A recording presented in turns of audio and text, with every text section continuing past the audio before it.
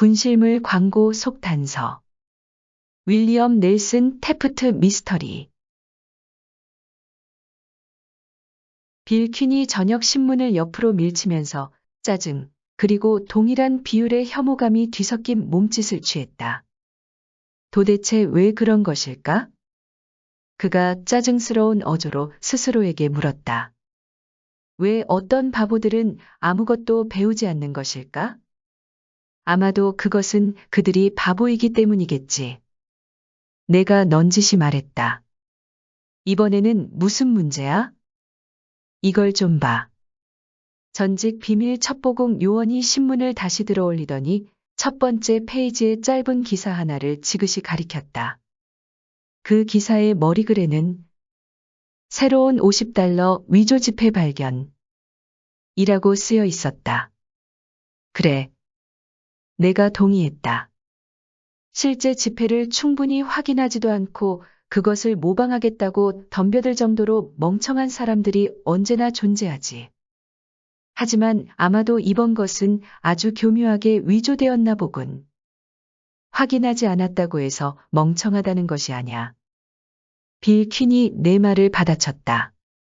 멍청함이 낳는 것은 그런 쪽 문제가 아냐. 미국 연방정부의 지폐를 위조한 다음 그 범죄로 체포되지 않고 도망칠 수 있다고 믿는 사람들이 멍청하다는 것이지. 바르넘의 이야기가 맞았던 거야. 매 순간 멍청이가 태어난다는 말이 맞아.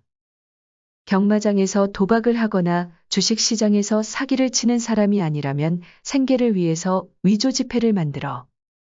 그리고 그런 사람들 역시 결국에는 레베너스나 아틀란타나 그 어디든 연방교도소가 운영되는 곳으로 가게 되는 것이지. 다른 사람들의 경험에서 전혀 배우지 못하는 사람들이야. 아마도 자네라면 서리언 사건 이후로 장기적인 관점에서 봤을 때 위조 지폐로 성공을 거둘 수는 없다는 것을 명확히 알 수 있을 거야. 서리언 사건? 나는 그 이름에 대해서 기억나는 것이 없어. 그 이름은 아주 특이하군. 그래도 나는 처음 들어보는 것이 맞아. 그래, 자네 말대로야. 정상에서 벗어났던 것이 그 사건 자체만은 아니었거든. 빌 퀸이 내 말에 끼어들었다. 스펜서 그레이엄은 세상 상식에서 벗어난 특이한 작업을 했다는 점에서 해결에 기여를 했어. 물론 어떤 젊은 여성이 제공한 도움 역시 잊어서는 안 되겠지. 빌 퀸이 말한 바에 따르면 그 사건에 있어서 가장 주목할 만한 점은 서리언이 체포된 다음에야 스펜서 그레이엄이 그 사건을 맡게 되었다는 것이었다. 그럼에도 불구하고 만약 철갑처럼 견고한 알리바이를 깨뜨린 그의 작업이 아니었다면 연방정부는 막다른 골목에 몰렸을 것이다. 다른 사건에서라면 엄청나게 강력한 정부 요원들이었지만 그 사건에서 요원들이 가진 것은 엄청난 수의 의혹들 뿐이었다. 8월 말 즈음 비밀 첩보국 뉴욕 지국에서 워싱턴 DC 본부로 보고서가 하나 도착했다. 뉴욕주 알바니에서 놀라울 정도로 교묘한 $50 위조 지폐가 발견되었다는 내용이었다. 그 위조 지폐의 성각 패턴은 실질적으로 완벽했고 유일하게 결여된 부분은 비단 재질의 재료 물질이 아니어서 미세한 선 패턴이 없다는 것이었다. 그러나 그 대신 위조 지폐에는 붉은색과 푸른색의 섬세한 선 패턴이 지워지지 않는 잉크로 인쇄되어 있었다.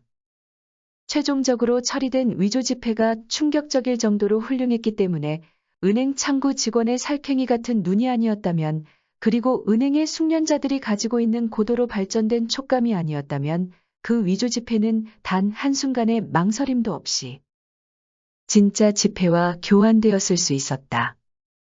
그 위조 지폐를 은행에 입금하려고 한 사람은 그 은행 직원들이 잘 알고 있었는데 즉각적으로 그것이 위조된 것임을 통지받았다. 그리고 정규적인 정보보고 체계에 따라서 그 사건이 보고되었다. 며칠 후 같은 인쇄기에서 제작된 것이 틀림없는 또 다른 위조 지폐가 시라큐스에서 발견되었다. 그리고 그날 이후 상당히 많은 수의 위조 지폐들이 발견되었고 그에 따라서 뉴욕주의 모든 은행 창구 직원들은 예금 또는 교환을 위해서 $50 지폐가 제시되는 경우 흥분해서 특별한 주의를 기울였다. 그리고 뉴욕주 내에서 위조 지폐의 유통이 줄어들기도 전에 그 위조 지폐들은 뉴욕시 주변과 한가운데에서 동시다발적으로 나타났다. 가끔은 은행에서 또 어떤 경우에는 자메이카에서 온 경마업자들이 애용하는 휴양지나 카지노 등에서 벌어지는 경마 도박판에서 사용되었다. 그렇지만 그 사건에 배정된 비밀 첩보국 요원들은 위조 지폐들의 출현이 점차 남쪽으로 내려가면서 중요성을 깨닫게 되었다. 볼티모어에서 위조 지폐들이 발견된 직후 그 사건을 수사하던 요원들은 피밀코 경마장의 배당금 창구를 감시하라는 지시를 받았다. 특히 거액의 배당이 이뤄지는 창구에 신경을 써야 한다는 지시가 덧붙여졌다. 그리고 위조 지폐 전문가가 창구 안쪽에 별도로 자리를 잡고 만약 위조 지폐가 들어올 경우 바깥쪽 요원들에게 신호를 보내기로 되어 있었다. 그리고 2살짜리 경주마들이 최초로 출전하는 경마에 물밀듯 내기돈이 몰려드는 와중에 안쪽에서 신호가 보내졌다. 그 신호의 대상은 45세 정도의 남자였는데 수염과 머리를 말끔하게 다듬고 고급스러운 옷을 입은 남자였다. 그는 우승 후보가 되는 경주마에 $100를 걸면서 2장의 $50 위조 지폐를 낸 것이었다. 비밀 첩보국 요원 홀리스터와 쉬안이 자신들의 목표를 향해 달려들었다. 하지만 그들은 미숙한 상태에서 그를 체포하는 위험을 무릅쓸 생각이 없었다. 그가 다른 지폐를 교환하면서 위조 지폐를 얻었을 가능성이 존재했고, 따라서 자신이 의심을 받고 있다는 것을 전혀 눈치채지 못하고 있었기 때문에 요원들은 그냥 경주 시간 동안 그리고 그 중간 휴식 시간 동안 그를 아주 가까이에서 살펴보기만 했다. 우승 후보 경주마가 경주에서 이기자 그는 배당금을 현금으로 받았고 자신이 딴 돈을 바지 주머니 속에 넣었고 요원들은 그런 행동을 모두 지켜보고 있었다. 그 후 그는 상당히 오랜 시간 동안 경마 기수들의 과거 기록과 다양한 경주마들의 몸무게, 기존 우승 기록 등을 살폈다. 그리고 또다시 내기돈을 걸기 위해서 배당금 창구로 향했다. 또다시 신호가 창구 안쪽에서 보내졌고 그 남자의 바로 곁에서 서 있던 홀리스터와 쉬아는 그 남자를 잡고 그가 체포되었음을 고지했다. 그리고 소란을 부리지 말고 자신들을 따라오는 것이 좋을 것이라고 충고했다. 무엇 때문에 체포한다는 건가요? 그가 따지듯 물었다. 위조 지폐를 유통한 혐의입니다. 홀리스터가 비밀 첩보국 배지를 슬쩍 내밀면서 말했다. 그러자 그 남자가 저항을 시작하려고 했고 쉬아는 조금 있다가 논쟁을 하자며 저항을 보류해달라고 충고했다. 그리고 세 사람은 아무 말도 하지 않고 창구 앞에서 떠났다. 볼티모어 지국에 도착한 이후 그 용의자에 대한 몸수색이 이뤄졌고 품 안에서 2뭉치의 지폐가 발견되었다. 한 뭉치는 바지 왼쪽 주머니에서 발견되었는데 모두 진짜 지폐였고 그가 첫 번째 경마에서 딴 내기돈을 포함한 것이었다. 그리고 바지 오른쪽 주머니에 들어있던 돈 뭉치는 전적으로 $50짜리 위조 지폐로만 이뤄져 있었다. 모두 48장의 지폐가 들어있었다. 신문 과정에서 용의자는 자신의 이름을 뉴헤이븐에 사는 로버트 제이 서리언이라고 밝혔고 자신이 사는 코네티컷주로 가면 자신의 신분과 지위를 보증해줄 사람이 수없이 많다고 덧붙였다. 그렇다면 왜인가요? 그 사건을 책임지고 수사하기 위해서 워싱턴 D.C.에서 볼티모어로 온 비밀 첩보국 국장이 그에게 물었다. 도대체 어떻게 위조 지폐로 된 돈을 $2,400나 가지고 있게 된 것입니까? 이유를 설명해 보시죠. 그 순간 서리언이 폭탄 선언을 했다. 아니, 사실 그것은 많은 사건 수사 과정에서 벌어지는 일들이었는데 그로 인해서 단조롭고 지루한 사건을 아주 특이하게 만드는 것들이었다. 만약 당신들이 벨페데레 호텔에 있는 내 방을 수색한다면요. 그가 지시하듯 말했다. 5,000달러에 해당되는 위조 지폐가 더 있다는 것을 발견하게 될 거예요. 뭐라고요? 국장이 추궁했다. 지금 당신은 자신이 의도적으로 7,000달러 어치의 위조 지폐를 여기까지 가져온 다음 그것을 유통시키려고 시도했다는 것을 자인하는 것입니까? 나는 아무것도 자인하지 않았어요. 체포된 그 남자가 국장의 말을 수정했다.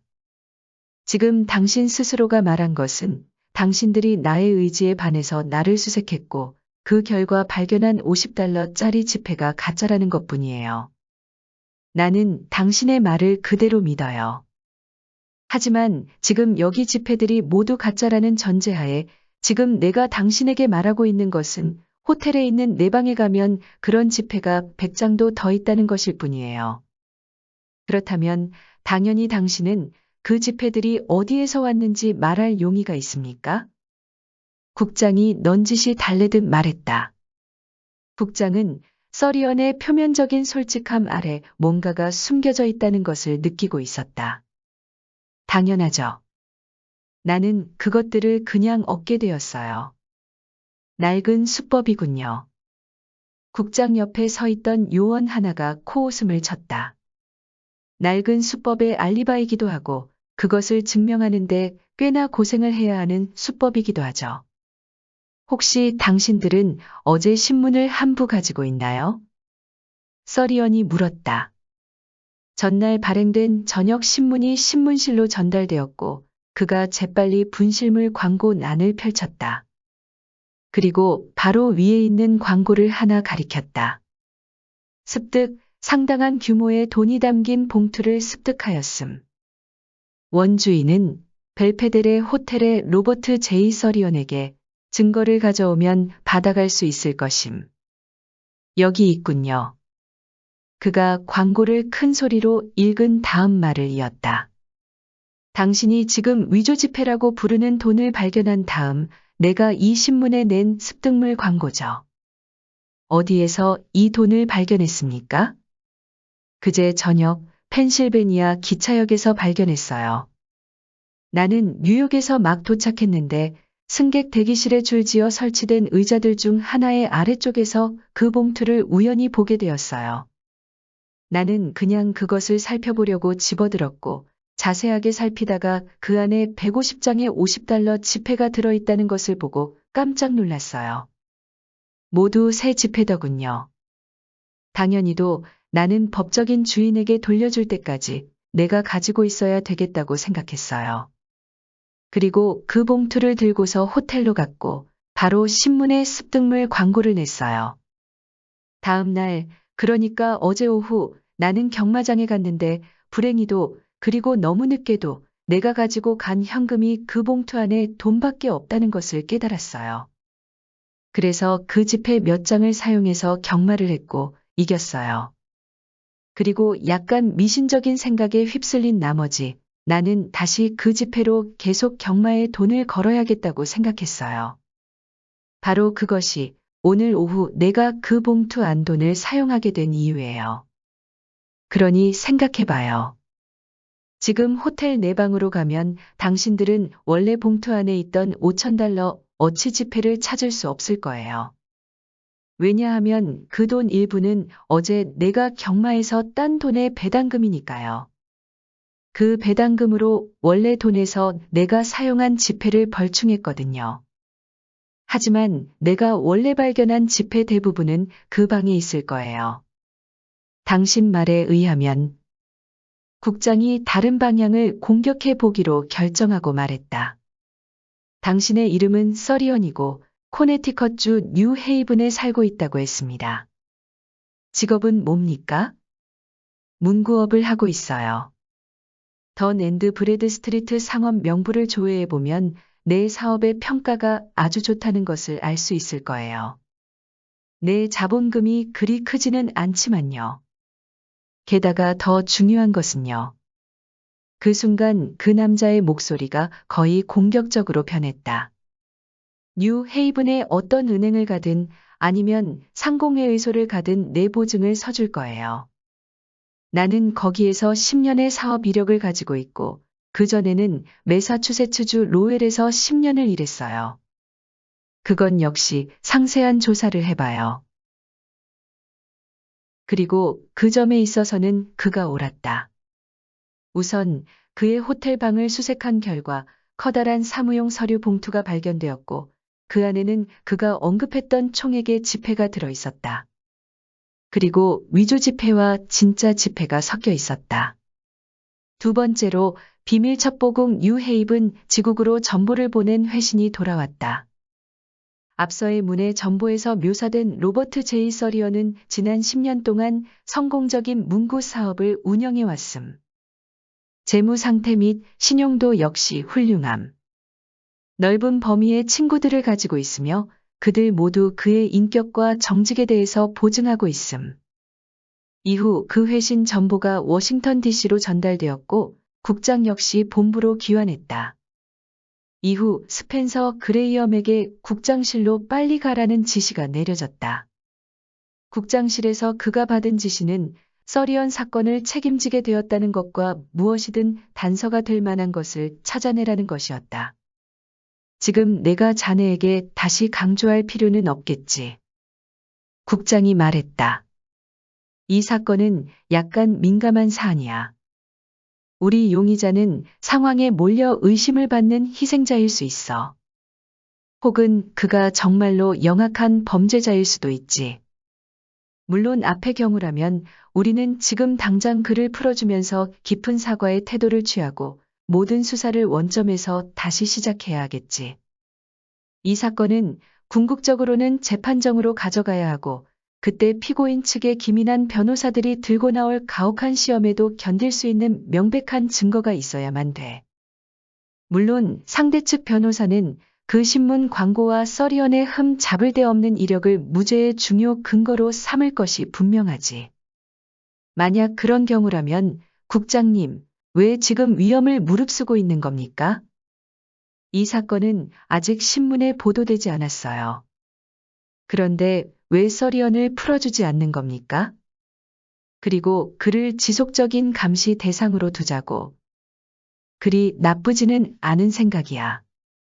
만약 그가 해외로 도망치려고 시도하면 그때 그를 체포하면 되겠지. 그리고 그러기 전까지는 상당히 오랫동안 그를 감시하고 사건을 조사할 수 있겠지. 물론 그가 자살을 할 위험성은 언제나 있어. 하지만 그것이 오히려 유죄의 강력한 근거가 될 수도 있겠군. 장기적으로 본다면 우리 비밀 첩보국에 상당히 유리한 환경을 조성할 수도 있고. 좋아. 그렇게 하자고. 따라서 잠시 후 뉴헤이븐의 로버트 제이 서리언이 유치장에서 풀려났고 비밀 첩보국은 그에게 깊은 사과를 했다. 그리고 비밀 첩보국은 위조 지폐를 압수하고 진짜 지폐는 그에게 되돌려 주었다. 그러는 사이 스펜서 그레이엄이 볼티모어로 가서 사건의 또 다른 측면을 조사하기 시작했고 현장 요원 4명이 배치되어 문구 사업자를 미행하기 시작했다. 그 즈음 리타 클라크는 자신이 코네티컷에서 수행해야 할 중요한 임무가 있다는 것을 알게 되었다. 리타 클라크를 잘 모르는 사람이라면 그녀는 처음 본 순간 갈색 눈동자의 뒤쪽에 다양한 주제의 정보의 바다가 놓여져 있는 것이 아닌가 하는 생각을 하기 마련이었다. 그녀는 속기술, 서류 정리법, 원가 회계 등을 포함한 다양한 분야에 대한 풍부한 지식을 가지고 있었고 그래서 그녀는 비밀 첩보국 사무실에서 그녀를 더없이 소중한 존재였다. 또한 그녀의 이런 측면이 알려진 후에도 그녀는 자신에게만 철저한 비밀로 지키고 있는 것이 하나 존재했다. 바로 그것은 그녀가 미국 연방 정부의 비밀 첩보국의 요원 한 명과 약혼한 사이라는 것이었다. 요원 번호 33번 또는 스펜서 그레이엄이라고 알려진 요원이었다. 가끔씩 스펜서 그레이엄은 자신의 약혼자에게 결혼식 날짜를 잡아달라고 요청했는데 그런 요청에 대해서 그녀의 대답은 언제나 동일했다. 그렇게 해서 내가 더 많은 사건 수사에 참여할 기회를 없애자고요. 당신이 그것을 알아차리지 못한다는 것이 오히려 놀랍군요. 내가 미혼인 상태에서는 언제든지 필요할 때마다 당신은 나에게 도와달라고 말할 수 있어요. 하지만 결혼하게 되면 나는 여러 가지 가정일에 시달릴 거예요. 안 돼요, 스펜서. 우리가 하나의 커다란 사건을 해결할 때까지 참자고요. 그리고 그 다음에요. 그래요. 그러니까 그 사건이 마무리된 후 1개월 후로 결혼식 날짜를 잡자고요. 그리고 바로 그것이 스펜서 그레이엄과 약혼녀가 서리언을 체포하기를 원하는 추가적인 이유였다. 그레이엄이 볼티모어에서 맨 처음 방문한 곳은 펜실베니아 기차역이었다. 거기에서 그는 특정한 직원들과 상당히 심도 깊은 이야기를 나누었다. 그 다음 그는 신문사 사무실로 가서 분실물 광고란을 운영하는 직원과 이야기를 한 후 서리언의 필체로 작성된 최초의 광고 신청서 원본을 확보했다. 또한 그는 수첩에 몇 가지의 부가적인 정보를 적어놓고 미래에 사용하겠다고 생각했다. 그 이후로도 스펜서 그레이엄 수사관은 볼티모어에서 며칠을 더 보냈지만 추가적인 단서를 찾지 못했고 결국 그는 워싱턴 DC의 본부로 돌아갔다. 그리고 지난 몇 개월 동안 $50짜리 위조 지폐가 발견된 다양한 장소의 목록을 요청했다. 그 목록을 소리내어 읽으면 뉴욕시의 그랜드 센트럴 역에서 떠나는 기차의 중간 기착지의 이름을 차내 스피커로 방송하는 것처럼 들렸다. 융커스, 포킵시, 시라큐스, 트로이, 그리고 북쪽의 몇 군데 중요한 도시들이 상당히 촘촘하고 정교하게 늘어서 있었다. 그래서 스펜서 그레이엄은 국장에게 다음 열흘 동안 뉴욕 지국을 본부로 삼아 수사를 진행하겠다고 보고했다. 그리고 리타 클라크에게 같은 내용을 전달하고 자정에 출발하는 기차로 워싱턴 DC를 떠나라고 부탁했다. 뉴욕시에서 그는 이미 알고 있던 사실들을 확인할 수 있었고 거기에 더해서 상당히 중요한 단서의 조각을 확보했다. 사실 그 정보가 매우 치명적이었기 때문에 그는 서리언을 다시 체포하겠다는 영장을 청구하려고 생각했다. 그러나 그는 리타 클라크로부터 소식이 오기를 기다리며 그 생각을 포기했다. 그는 그녀 쪽에서 사건을 수사해서 결과를 내는 데는 적어도 1개월이 걸릴 것을 알고 있었다. 그래서 기다리는 시간 동안 자신 쪽의 그물망을 좀 더 견고하게 만들기로 결심했다. 그렇게 해서 뉴헤이븐의 문구업 사업가가 다음에 유치장에 갇히게 되면 그것이 최종적인 상황이 되도록 만들고자 결심했다. 즉, 전 세계의 모든 변호사들이 달려들어서 결코 깨뜨릴 수 없는 증거를 확보하겠다는 의지였다. 마침내 12월 초, 그는 리타 클라크로부터 전보 한 통을 받았다. 그 전보에는 단 한마디만이 적혀 있었다. 여기로 와요. 하지만 그것으로 충분했다. 그는 그날 밤 뉴헤이븐에 도착했고 테프트 술집의 한쪽 조용한 구석에서 그녀가 약혼자에게 자신이 발견한 것들을 설명하기 시작했다. 서리언의 가게에서 일자리를 얻는 것이 전체 작업에서 가장 쉬운 부분이었어요. 그녀가 동의했다. 하루도 지나지 않아서 나는 결혼을 준비하는 여자 직원 하나를 점찍었고 그녀에게 뇌물을 줘서 가게를 그만두게 했어요. 그리고 그 다음 날 아침 해가 밝자마자 그 가게로 가서 속기사 구함이라는 광고를 보고 찾아왔다고 이야기했죠. 서리언이 요즘 광고를 쓰는 일에 지쳤을 것 같군요. 스펜서 그레이엄은 미소를 지으며 말했다. 그게 무슨 의미예요? 아무것도 아니에요. 나중에 이야기해요. 그 가게에서 뭘 찾았나요? 하나도 찾지 못했어요. 바로 그저께까지는요. 나는 최대한 천천히 움직이는 것이 최선이라고 생각했고 가능한 한 모든 일들이 스스로 형태를 갖추도록 기다리자고 생각했어요. 그래서 나는 예전에 내 자리에서 일하던 여자가 하던 것들을 충실히 하는 것만으로도 만족스럽게 생각하고 있었어요. 구슬을 들어서 타자를 치고 나머지 문서를 작성하는 일을 했죠. 그러다가 거래처와의 공문 기록이 엄청나게 엉터리로 정리되어 있다는 것을 발견하고 경악했어요. 그리고 그 기회를 잡아서 그것들을 제대로 최신 순서대로 정리하기 위해서 야근을 하겠다고 제안했어요. 아, 그렇게 해요. 가게 주인이 허락했고, 그날 저녁을 먹고 다시 가게로 출근하자 서리언이 가게에 와 있었어요. 그리고 그는 내 주변에서 계속 머물면서 내가 하는 모든 행동을 지켜보더군요. 그 덕분에 나는 그 가게 아니나 근처 어딘가에 우리가 찾는 물건이 있을 것임을 확신할 수 있었어요. 하지만 어디일까요? 그것은 알아낼 수 없었죠. 서류를 정리하며 3시간을 보내면서 내가 그 일을 얼마나 잘하는지 보여준 다음, 그리고 며칠 후 나는 원가 회계에 대해서 아주 실질적인 지식을 가지고 있다고 그에게 넌지시 말했어요. 그리고 다가오는 휴가철의 매출을 정리하기 위해서 회계 장부를 정리해두는 것을 도와주겠다고 제안했어요. 게다가 보통 그 회계 처리를 도와주는 늙은 회계사가 있었는데 그 당시 그는 병에 걸려 있었어요. 서리언이 내 제안에 동의했고 자신이 나와 함께 일을 하겠다고 말했어요.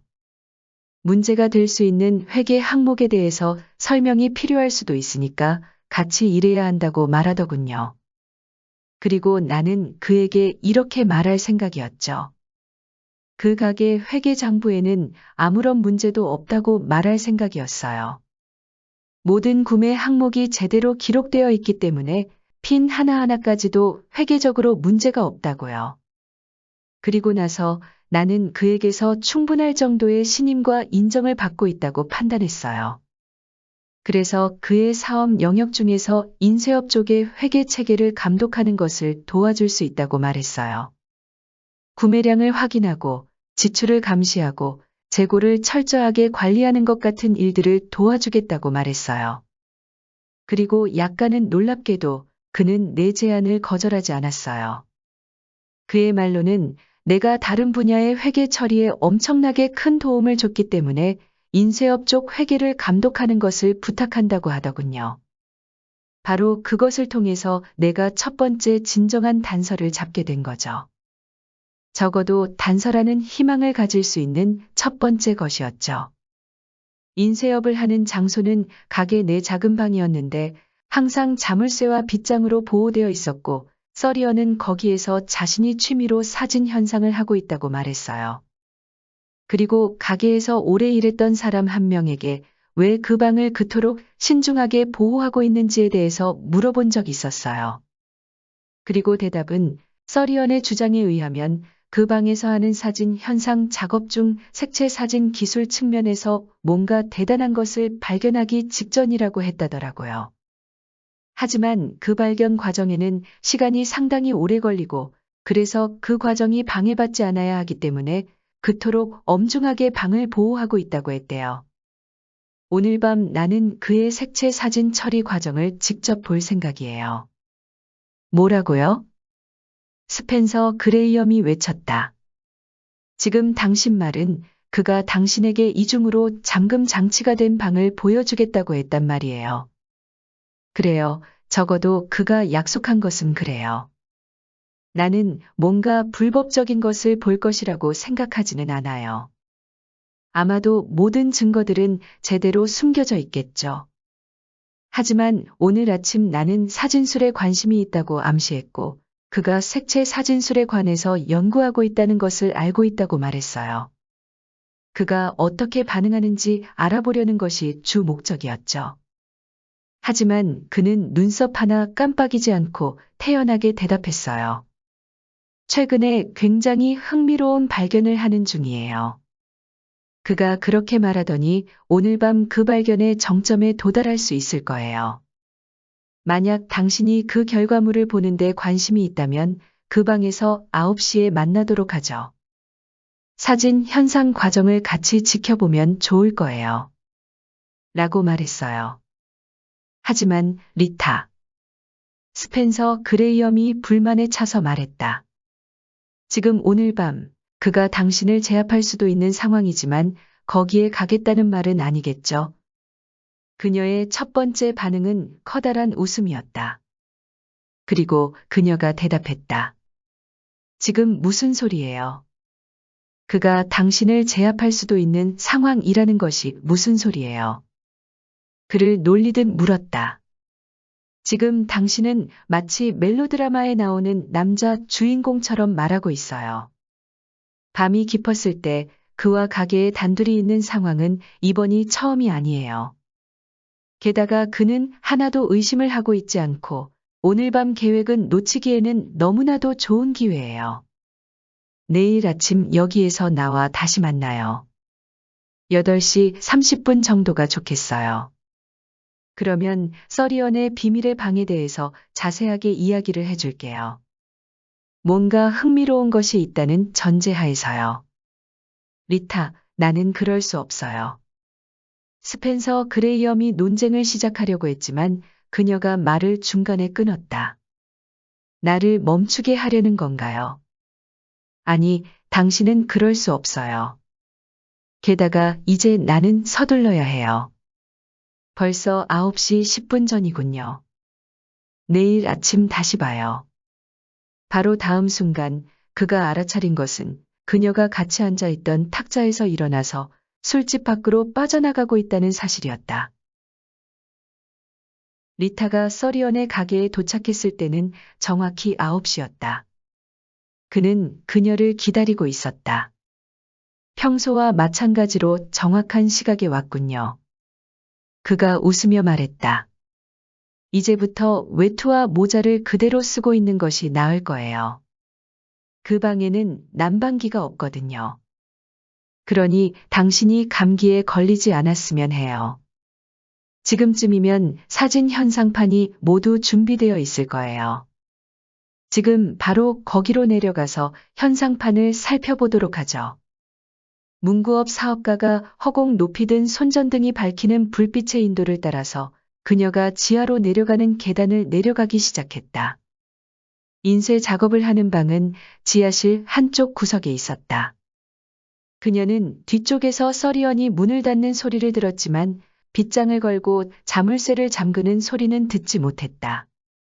나중에 밝혀진 바에 따르면 빗장과 자물쇠에는 기름칠이 아주 잘 되어 있었다. 사실 그 커다란 방 한가운데에 도착할 때까지 그녀는 뭔가 잘못되어 가고 있음을 깨닫지 못했다. 그들이 가려고 하는 작은 사진 현상 실험실로 통하는 방문은 커다란 방의 한쪽 구석에 달려 있었다. 그 앞에 가기 직전 그녀가 뭔가 잘못되었다는 것을 깨달았다. 하지만 그것은 너무 늦은 순간이었다. 그녀가 뒤로 물러나기도 전에 서리언이 앞으로 몸을 내밀어 그녀를 잡았다. 한쪽 팔로는 그녀의 허리를 잡았고 다른 팔로는 그녀의 입을 막았다. 몸부림치려고 시도했지만 그녀는 움직일 수 없었다. 서리언이 그녀의 몸을 돌려서 자신을 마주 보도록 만들었다. 그리고 갑작스럽게 팔을 움직이더니 그녀의 허리를 휘어 감았다. 그리고 질긴 면화 다발을 집어들었다. 그런 상황이 벌어질 경우 사용하려고 미리 준비해둔 물건인 듯했다. 그가 면화 다발을 그녀의 입에 우겨넣고 손을 꽉 묶었다. 그런 다음 그가 사진 현상실로 통하는 문 쪽으로 걸어갔다. 아마도 내가 쉬운 사람이라고 생각했겠지, 안 그런가? 그가 코웃음을 쳤다. 여기 가게에서 일자리를 얻고 회계 장부와 관리 기법에 대한 그 멍청한 지식을 이용하려고 한 당신의 계획을 내가 꿰뚫어보고 못한다고 생각했을 거야. 내가 색채 사진을 처리하는 것을 좀 보고 싶다고, 그런가? 그래, 시간을 충분히 사용해서 그것을 연구할 기회를 주겠어. 왜냐하면 다른 사람들이 여기까지 내려오려면 앞으로도 12시간은 남았거든. 그리고 그때가 되면 나는 당신네들 사람들이 손을 댈 수도 없는 곳에 가 있을 거야. 이봐. 여기 좀 봐. 바로 그 순간에 천장 근처 어딘가에서 유리가 깨지는 소리가 들리더니 뭔가가 방 안으로 뛰어내려오면서 소리를 질렀다.